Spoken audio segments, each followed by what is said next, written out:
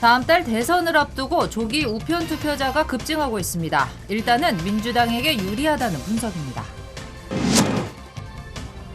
트럼프 대통령이 코로나 확진 판정을 받은 이후 지지율 격차가 더욱 벌어졌습니다. 조 바이든 후보의 지지율은 16%까지 벌어졌습니다. 코로나 사태에 가장 큰 타격을 받은 저소득층, 서류 미비자에 대한 한인들의 손길이 확산되고 있습니다. 어떤 한인은 코로나 감염 위험성에 노출된 LA 경찰국에 마스크 3만 장을 기부했습니다. 트럼프 대통령이 오늘 경기부양책 협상 중단을 전격 선언했습니다. 제롬 파월 연준 의장은 양당의 부양책 합의를 거듭 촉구했습니다. LA 총영사관에 근무했던 국정원 고위 공무원이 성추행 혐의를 받고 있습니다. 국정원 공무원은 지난 6월 말 긴급히 한국으로 소환됐습니다. 네, 미국 경제는 아직도 많이 어렵습니다. 경기 부양책이 꼭 필요합니다. 제롬 파월 연준 의장의 말입니다. 하지만 트럼프 대통령은 경기 부양책 협상 중단을 전격 선언했습니다. 관련 소식은 잠시 뒤에 전해드리겠습니다. 네, 대통령 선거일 다음 달 3일입니다. 하지만 조기 투표와 우편 투표는 이미 시작됐습니다. 올해는 조기 우편 투표자가 예년에 비해 상당히 많을 것이라는 예상입니다. 부동층이 그만큼 많이 줄어들었습니다. 먼저 이사민 기자가 보도하겠습니다. 투표소 앞에 만들어진 유권자들의 긴 줄. 4시간을 기다려 투표를 하는 곳도 생겨났습니다. 대통령 선거를 27일 앞둔 현재까지 조기 투표자와 우편 투표 유권자들이 크게 증가한 것으로 나타났습니다. 일부 전문가들은 우편 투표와 조기 투표자의 비율이 76%까지 상승할 수 있을 것으로 전망했습니다. 무려 1억 8천만 명이나 되는 유권자 수입니다. 캘리포니아주의 조기 우편 투표자는 전국 평균보다 훨씬 높을 것으로 예상됐습니다. 캘리포니아주는 모든 유권자들에게 우편 투표 용지를 발송하는 정책을 채택하고 있기 때문입니다. 캘리포니아 주정부에서는요, 유권자 등록하신 분들을 모두 100%에게 우편 투표 용지가 이제 배송이 되는데요. 이번 주 안으로 대부분의 유권자들은 메일박스 안에 도착을 합니다. 우편, 조기 투표자가 급증하는 현상에 대해 전문가들은 일단은 민주당이 유리할 것으로 분석하고 있습니다. 상대적으로 젊은 유권자들이 우편, 조기 투표에 더 많이 참여하고 있기 때문입니다. 특히 마이너리티 플러스 젊은 유권자들 20대, 30대 층들이 굉장히 선호합니다. 그렇기 때문에 공화당 또는 트럼프 대통령에게는 우편 투표 방식이 조금 보수층에게는 불리하다는 분석이 나오고 있기 때문에 조기 투표자 급증은 부동층 감소로 이어진다는 해석도 나오고 있습니다. 양당은 서로 자신을 더 유리할 것이라는 기대감을 나타내고 있습니다. 사상 유례 없는 코로나 사태 속에 치러지는 대통령 선거. 조기 그리고 우편 투표자 급증 현상이 어떤 선거 결과를 낳을지 각 당의 움직임은 더욱 바빠졌습니다. LA에서 SBS 이삼현입니다. 네, 트럼프 대통령이 코로나 확진 판정을 받은 이후 지지율 격차는 더 벌어진 것으로 나타났습니다. CNN이 실시한 여론조사에서 바이든 후보와 트럼프 대통령과의 지지율 격차는 16%나 됐습니다. 이번 조사는 확정 판정이 나온 지난 2일 이후 주로 진행됐습니다. 호감도를 묻는 질문에 바이든 후보는 52%, 트럼프 대통령은 39%에 불과했습니다. 여성 유권자들에 대한 지지도는 무려 66%대 32%로 나타나 격차는 무려 34%나 됐습니다. 네, 어제 백악관으로 돌아온 트럼프 대통령. 코로나와 관련된 특별한 증상은 나타나지 않았습니다. 안정적인 상태를 유지하고 있습니다. 하지만 국방부 수뇌부들은 줄줄이 자가격리에 들어갔습니다. 김수영 특파원이 보도하겠습니다. 워싱턴입니다. 현이 대통령 주치의가 백악관에 복귀한 트럼프 대통령을 오늘 아침에 진료하고 메모를 배포했습니다. 트럼프 대통령이 편안한 첫날 밤을 보냈으며 활력 징후와 신체 검사가 안정적이라고 밝혔습니다. 또 코로나19와 관련된 어떤 증상도 나타나지 않았다고 덧붙였습니다. 트럼프 대통령은 외부 일정 없이 백악관에서 오늘 하루만 트위터를 10여 개 올렸습니다. 그런데 코로나19를 독감에 비교하며 덜 치명적이라는 트윗을 올려서 또다시 논란이 되고 있습니다. 매년 백신이 있어도 독감으로 해마다 10만 명씩 사망한다고 주장하며 덜 치명적인 코로나와도 함께 살아야 한다고 주장한 건데요. 미국에서 독감 사망자는 평균 3만 6천 명쯤 되는데 트위터는 잘못된 정보를 유포한다며 해당 트윗에 경고 딱지를 붙였습니다. 트럼프 대통령 마음이 급합니다. 백악관에 도착해서 오는 15일에 예정대로 마이애미에서 바이든 후보와 대선 토론을 하고 싶다고 밝혔습니다. 지금 지지율 격차가 갈수록 벌어지고 있거든요. CNN이 트럼프 대통령의 코로나 확진 이후 여론조사를 했더니 바이든 후보 지지는 57%, 트럼프 대통령은 41%로 조사됐습니다. 대선이 한 달도 남지 않았는데 격차가 가장 크게 벌어진 겁니다. 미군 수뇌부들이 코로나 감염 우려 때문에 줄줄이 자택격리에 들어갔습니다. 미국 해양경비대 부사령관이 코로나19 확진 판정을 받았는데요. 같이 회의를 했던 마크 밀리 합참의장 등 미군 수뇌부 10여 명이 예방조치 차원에서 자택에서 격리 상태에서 코로나 검사를 받았습니다. 다행히 검사 결과는 모두 음성으로 나온 것으로 전해졌는데요. 오늘 오전 코로나 소동으로 미군 합참지휘부가 사실상 마비 상태였는데 국방부는 군사준비 태세에는 어떠한 영향도 없다고 설명했습니다.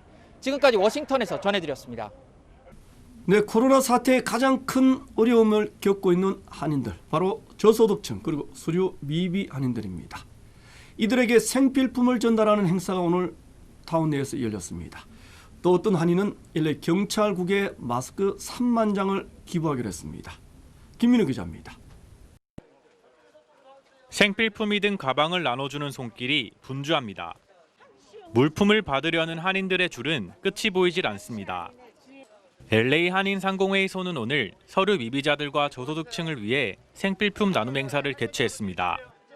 코로나 사태 속에 많은 한인들이 경제적으로 어려움을 겪고 있기 때문입니다. 식료품과 마스크, 그리고 손 세정제 등 생활에 필요한 물품이 든 가방 500개를 배포했습니다. 우리들이 올분으로 해서 세 번째인데 5월 달에 한 번 했고 6월 달에 한 번 한 다음에 저희들도 팬데믹이 이렇게 지속적으로 할 줄은 몰랐죠. 그래서 아무래도 안 되겠다 싶어서 500개 정도를 준비를 했고요. 손 세정제, 이번에는 마스크 KF94 메이드 인 코리안 마스크도 한 5장씩 넣고 그래서 코로나가 장기화되면서 모두가 외롭고 힘든 시기에 한인단체의 도움이 큰 힘이 됩니다. 우리들이 노인네들이 센터도 못 나가고 너무너무 힘들어요. 집에 있는 것도 힘들고 나가서 이렇게 친구들도 만나고 맛있는 음식도 먹고 해야 되는데 그렇게 못해서 너무너무 외롭고 힘든 과정에 이런 좋은 일을 베풀어 주셔서 너무너무 감사드립니다. 너무 어려운 시기에 이렇게 도와주셔서 너무 고맙죠. 그리고 감사합니다. 이번 나눔 행사에는 LA 상공회의소와 데이빗 유 LA 사지구시의원, 그리고 LA 민주평통과 한남체인 등이 참여했습니다. LA 경찰국을 격려하기 위해 마스크 3만 6천 장을 기부한 한인도 있습니다. 최근 벌어졌던 시위 사태에 더불어 경찰국 내 코로나 확진자 발생이 이어지고 있기 때문입니다. 그거는 지난번에 폭등 비슷하게 나고 그럴 때 경찰들 너무 고생하는 거 막 그러고 그런 거 같아갖고 또 그쪽으로 하고 싶어서 좀 얘기를 좀 해갖고 그쪽으로 연결이 됐네요. 모두가 힘든 코로나 사태 속에서도 한인들의 도움의 손길이 이어지고 있습니다. LA에서 SBS 김민우입니다.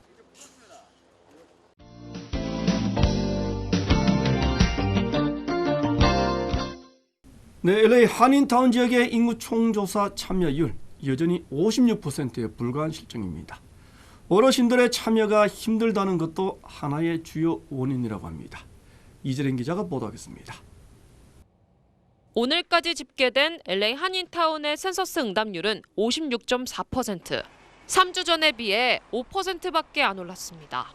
여전히 절반 수준입니다. 전문가들은 한인타운의 경우 특히 시니어들의 참여가 저조하다고 지적했습니다. 어르신과 이민자들은 영어가 불편하기 때문에 센서스에 참여하지 않는 경우가 많다는 것이 전문가들의 분석입니다.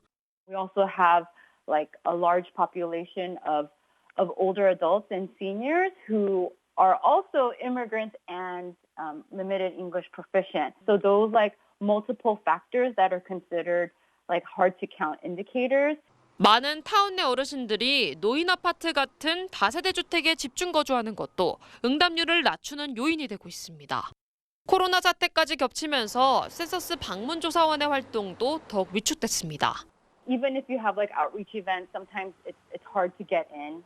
센서스 조사는 한국어 서비스가 제공되는 전화 통화로도 참여가 가능합니다. 전문가들은 미미하지만 증가세를 보이고 있다는 건 긍정적으로 본다며 커뮤니티와 자신을 위해 센서스에 적극 참여해 줄 것을 당부했습니다. LA에서 SBS 이재린입니다. 네, 트럼프 대통령이 경기 부양책 협상을 전격 중단한다고 선언했습니다. 제롬 파월 연준 의장은 경기 침체 가능성까지 나타나고 있다는 점을 거론하면서 양당의 합의를 거듭 촉구했습니다. 이상민 기자입니다. 경기 부양책 협상을 거절한다고 발표한 도널드 트럼프 대통령. 트럼프 대통령은 부양책과 관련해 대선 이후까지 협상을 중단하라는 지시를 내렸다고 밝혔습니다. 대선에서 자신이 승리한 이후 부양책을 통과시키겠다는 분석이 나오고 있습니다. 발표 이후 뉴욕 증시가 일제히 급락했습니다. 다우지수는 1.34% 하락했습니다.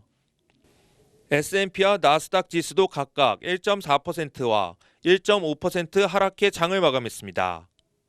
제롬 파월 연방준비제도 의장은 트럼프 대통령과 민주당과의 부양책 협상을 촉구했습니다.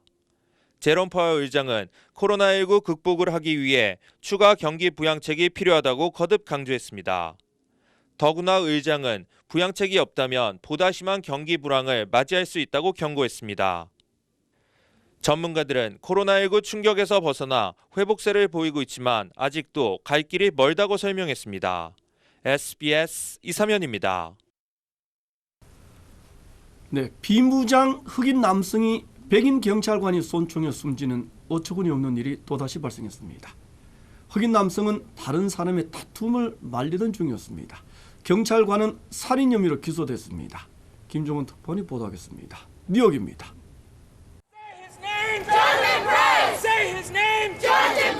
주민 수백 명이 거리로 몰려나와 행진을 합니다.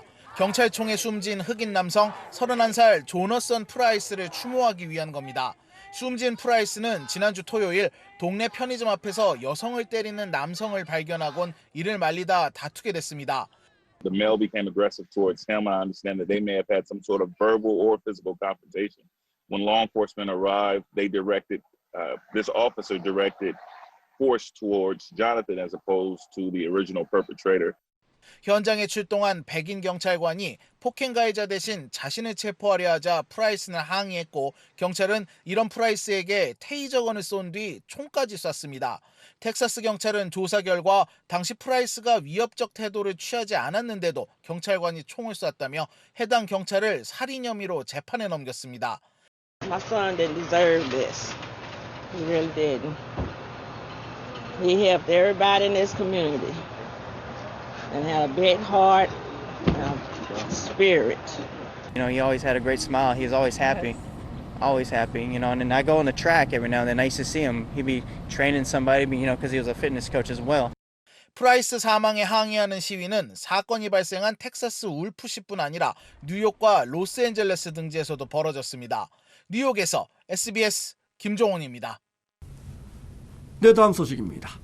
LA 총영사관에 근무했던 국정원 고위 공무원이 직원을 성추행했다는 주장이 제기됐습니다.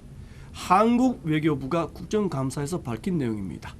국정원 공무원은 긴급히 지난 6월 말쯤 한국으로 소환됐습니다. 이재린 기자가 취재했습니다. LA 총영사관에서 파견 근무를 했던 고위 공무원이 직원을 강제추행한 사실이 확인됐습니다. 그런데 사건이 발생한 뒤에도 어떤 징계도 받지 않고 한국에 복귀해 논란입니다.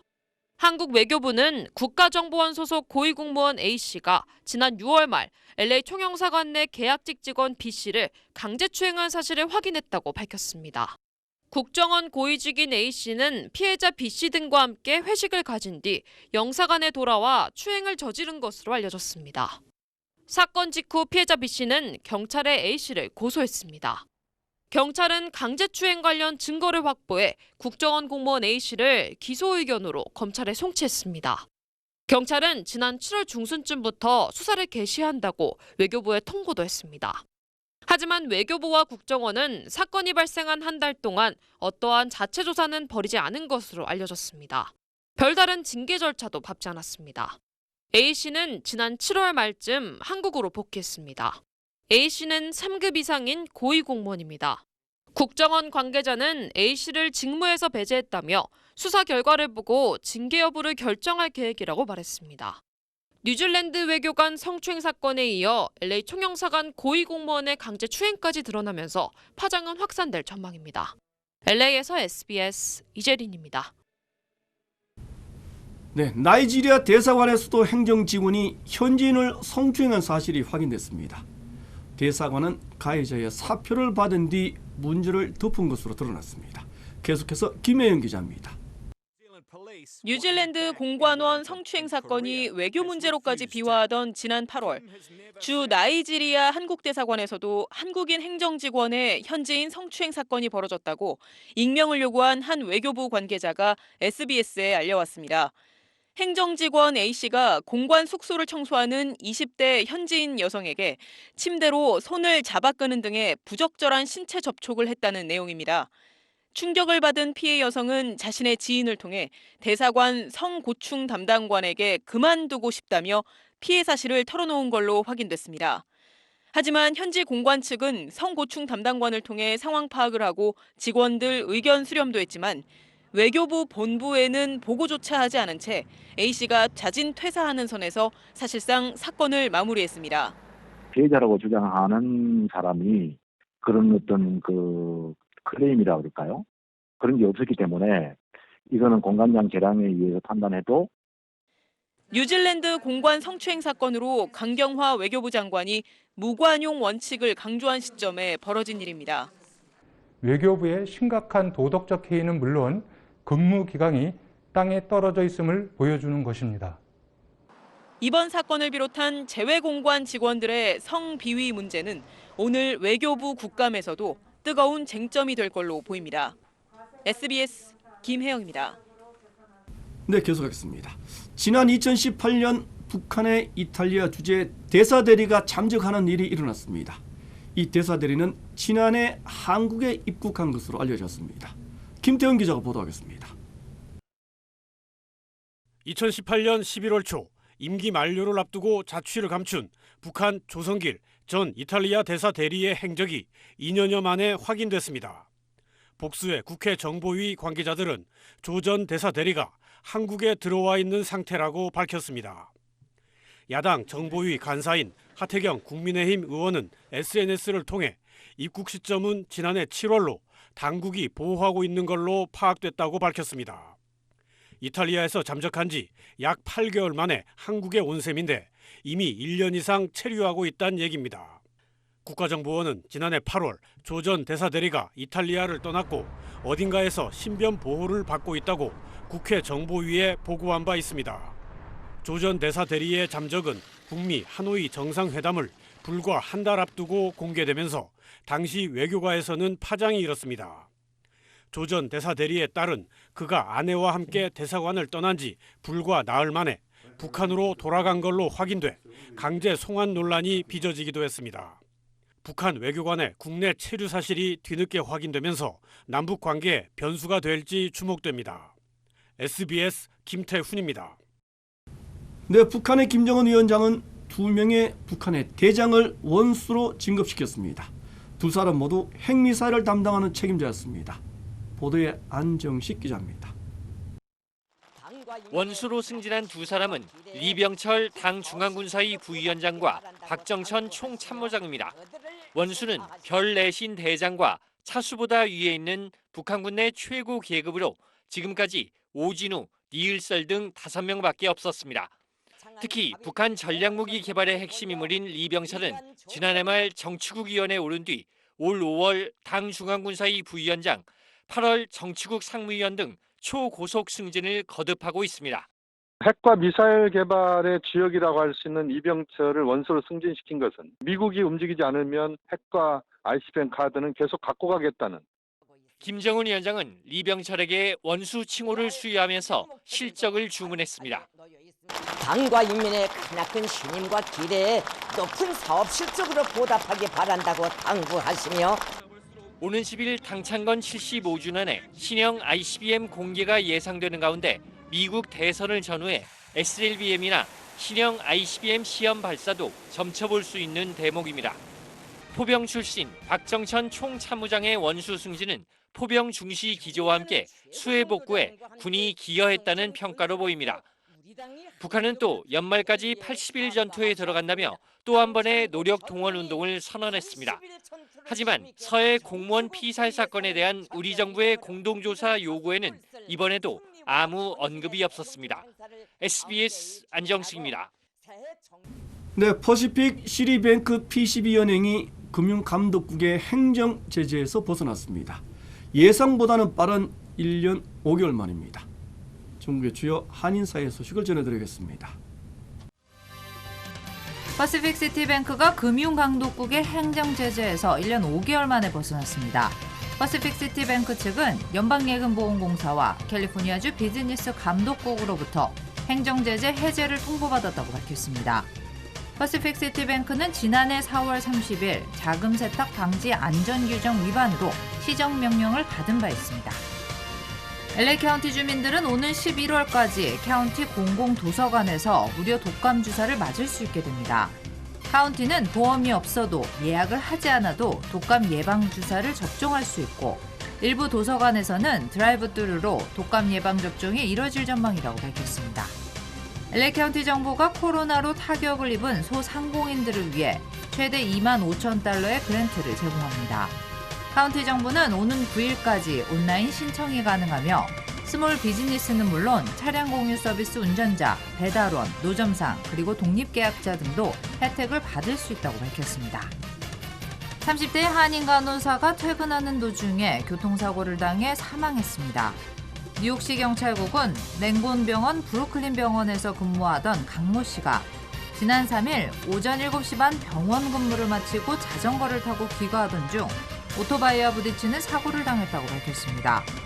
강 씨는 곧바로 자신이 근무하는 병원으로 이송됐지만 결국 사망했고 오토바이 운전자도 중상을 입었지만 생명에는 지장이 없는 상태인 것으로 알려졌습니다. 뉴저지 팰리세이드 파크에서 오는 7일 코로나19 무료 검사가 실시됩니다.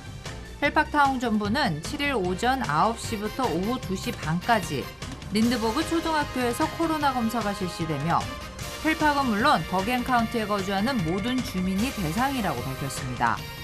또한 선착순으로 독감 예방 접종도 제공된다고 설명했습니다.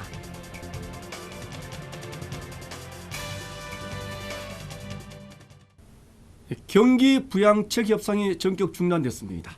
대통령 선거 이후에나 다시 협상이 재개될 수 있을지도 불투명합니다. 이현준 회장은 오늘 또 현재 미국 경제는 큰 어려움에 처했다고 호소했습니다. 경기 부양책이 절실히 필요한 시점이라고도 주장했습니다. 실업수당, 저소득층 직접 지원, 중소기업 지원 프로그램 등 모두가 물 건너갔습니다. 경제는 타이밍이 가장 중요하다고 했습니다. 정치적인 계산이 국민 경제를 볼모로 잡고 있다는 생각입니다. 그 전적인 책임은 오롯이 정치권이 져야 하겠습니다. 이 뉴스 마치겠습니다. 고맙습니다.